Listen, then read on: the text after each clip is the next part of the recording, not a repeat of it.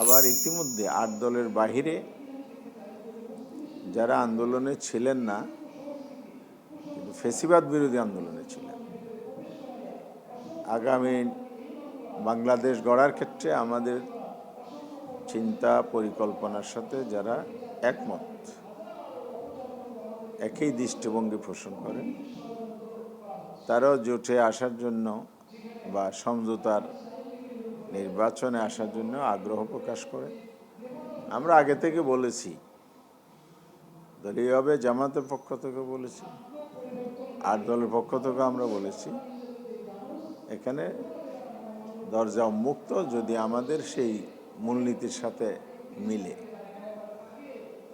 আমাদের জুলাই স্পিরিট এবং আগামীর বাংলাদেশ গড়ার যে পরিকল্পনা সেটার সাথে যাদের মিলবে, ফ্যাসিবাদী গণতান্ত্রিক শক্তি যে কেউ আমাদের এই সমঝোতার সাথে সম্পৃক্ত হতে পারবে, এটা আমরা আগে থেকেই বলে রেখেছি। তো এখন ৮ দলের বাইরেও আরো কয়েকটি দল একসাথে সমঝোতার ভিত্তিতে ইলেকশন করতে চায়।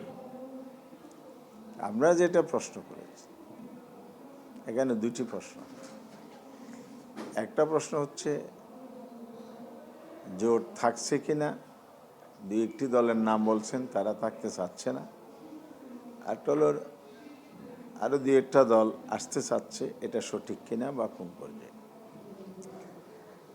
তো বিভিন্ন মিডিয়া, সোশ্যাল মিডিয়ার সংবাদপত্র যে রিপোর্টগুলো আসছে, এগুলোর সাথে ৮ দলের বর্তমান অবস্থানের কোনো মিল নাই।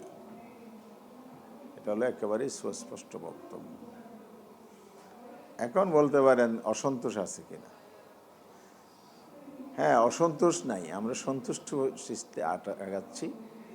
তবে আসনের সংখ্যা নির্ধারণ করতে গিয়ে আমাদের একে অপরের সাথে কিছু আলোচনায় কোথাও সমঝোতা হচ্ছে, কোথাও একটু আলোচনাধীন আছে, যেগুলো আলোচনা শেষে আমরা সমঝোতায় পৌঁছতে পারবো বলে আমি আশা করি।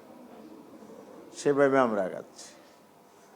তো আলোচনাকে যদি কেউ বলেন যে জোট ভেঙে গেল, একটু কোনো আসনের বিষয়ে যে পক্ষে বিপক্ষে বক্তব্য আসবে, এটাই তো স্বাভাবিক।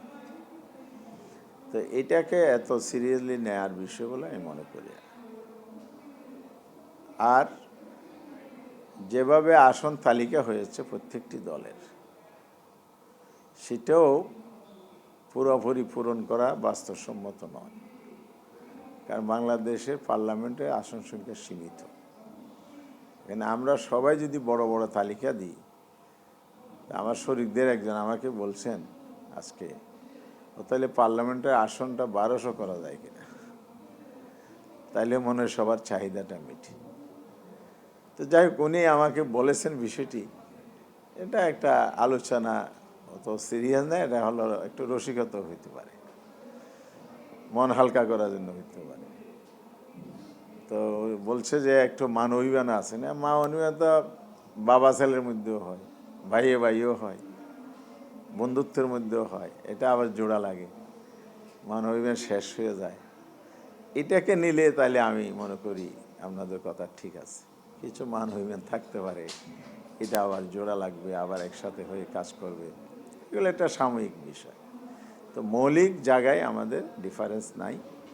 সবাই মনে করে আমরা এক জায়গায় কতগুলো নীতিমালার ভিত্তিতে ঐক্যবদ্ধ হয়েছি, এবং প্রধানত আগামী দিনে বাংলাদেশ গড়ার জন্য আমরা মূল্যবোধের ভিত্তিতে আমরা গণতান্ত্রিক শক্তি, দেশপ্রেমিক শক্তি, ইসলামী শক্তি এক জায়গায় এসেছি। এই ঐক্যবদ্ধ হওয়ার জায়গাটা সবাই একইভাবে ধারণ করে, বরং এটাকে আরও সুদৃঢ় করার জন্য সবাই সিরিয়াসলি আলোচনা করছে। এখানে কোনো ধরনের ফাটল সৃষ্টি হতে দেয়া যাবে না। তাহলে ফাটলের কথা আসলো কেন? এটার কারণ হচ্ছে নানা দিক থেকে ওয়াসওয়াসা আছে, বিভ্রান্তি আছে, কনস্পিরেসি আছে। আমরা যদি সবাই সজাগ থাকি, অতীতে যেভাবে ষড়যন্ত্র করে বিভাজন তৈরি করে নিজেরা দলীয় স্বার্থ সিদ্ধি করেছে, সেই শক্তিগুলো এখনো কিন্তু থেমে নেই, বরং এখানে নতুন নতুন আরও শক্তির সংযোজন হচ্ছে, যারা আমাদের মধ্যে ফাটল সৃষ্টি করে ফায়দা লুটতে চায়। সরকারের প্রতিশ্রুতি এবং জনগণের প্রত্যাশা একটি সুষ্ঠু নির্বাচনের মধ্য দিয়ে গণতন্ত্রের পথে নবযাত্রা শুরু করা। সেই প্রেক্ষিতেই সংস্কারের দাবি ওঠে, সংস্কারের কার্যক্রম একটা প্রক্রিয়া শেষ হয়েছে, গণভোটের মাধ্যমে এটা চূড়ান্ত রূপ নিতে যাচ্ছে। আবার জাতীয় নির্বাচনের মধ্য দিয়ে অন্তর্বর্তীকালীন সরকার নির্বাচিত সরকারের কাছে ক্ষমতা হস্তান্তর করবে। তো সেই জায়গায় ইলেকশন কমিশন তফসিল ঘোষণা করেছে 12 ফেব্রুয়ারি। বাংলাদেশের মানুষ সেভাবে ইলেকশন প্রস্তুতি নিচ্ছে, রাজনৈতিক দলগুলো নির্বাচনের প্রস্তুতি নিচ্ছে। আমরা জামাত ইসলামী এবং তার সাথে আরো 7টি দল একটি 8 দলীয় প্ল্যাটফর্ম গড়ে তুলেছিলাম সংস্কার বাস্তবায়ন, জুলাই সনদ বাস্তবায়ন। এই আন্দোলনের প্ল্যাটফর্ম মধ্য দিয়ে আমরা কর্মসূচি দিয়েছি।